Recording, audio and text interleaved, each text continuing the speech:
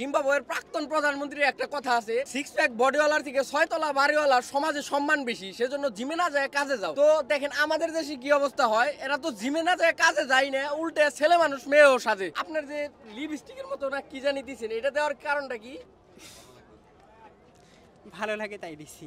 ভালো লাগে, ভালো লাগাটা তো মূল উদ্দেশ্য না। টিকটক তো করেন অবশ্যই, টিকটকে একটু ভালো রিচ পাওয়া যায় যদি একটু গোলাপি ঢুট থাকে, এরকম কিছু একটা কারণ। তো দেখেন মানে সমাজটা কোন দিকে যাইতেছে। আমরা এখন বর্তমানে যেই জায়গায় আছি, নবীনগরের জাতীয় স্মৃতিসৌধে, এই স্মৃতিসৌধটা হচ্ছে টিকটকারদের একটা আড্ডাখানা, এবং এই জায়গায় যেই আসে মানে টিপিক্যাল টিকটকাররা কিন্তু ভাইরাল হয় না, সবারই একটা এক্সট্রাঅর্ডিনারি কিছু থাকতে হয়, এবং এই এক্সট্রাঅর্ডিনারি করতে করতে এখন এক একটা নয় পাগল হইতাছে, নয় অসামাজিক হইতাছে, নয় এমন কিছু একটা হইতাছে যেটা সমাজ স্বাভাবিকভাবে নেয় না। দেখেন এই ভাইটা একজন ছেলে মানুষ, এবং সে নাকি, আপনি ভাই মাদ্রাসায় পড়েন নাকি? জি, কোন ক্লাসে পড়েন বললেন?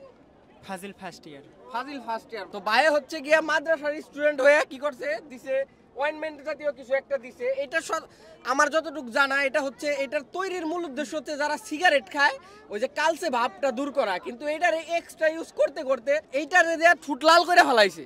এবং যে ভাই এতগুলা যে তিলের মতো বানাইছেন, এইটার কারণ কি? তিলগুলা কি কারণে বানাইছেন? এই তিলগুলা ভাই একটাও তো রিয়েল না। কিছুদিন পর এইভাবে যদি চলতে থাকে, কিছুদিন পরে জেন্ডার ক্রাইসিস হয়ে যাইব, যে কে ছেলে আর কে মেয়ে নিজেই কনফিউশনে থাকবো। তো প্রিয় দর্শক, আল্লাহ কিন্তু মানুষকে সেপারেট করে আসছে, কিন্তু এরা এইভাবে ইমন একটা পর্যায়ে আইতাছে, নিউট্রালাইজ পর্যায়ে যাইতাছে, এরা নিজেরাই ক্রাইসিসে পড়ে যাবো, নিজেই বুঝবো না যে আমি পুলা না আমি মেয়া। তো এই যে দেখলেন, এটাই হচ্ছে সমাজের অবস্থা। তো ভিডিওটা বেশি বেশি শেয়ার করবেন সতর্ক করার জন্য। দেখা হবে নতুন কোনো ভিডিওতে, সে পর্যন্ত ভালো থাকবেন, সুস্থ থাকবেন। আল্লাহ হাফেজ।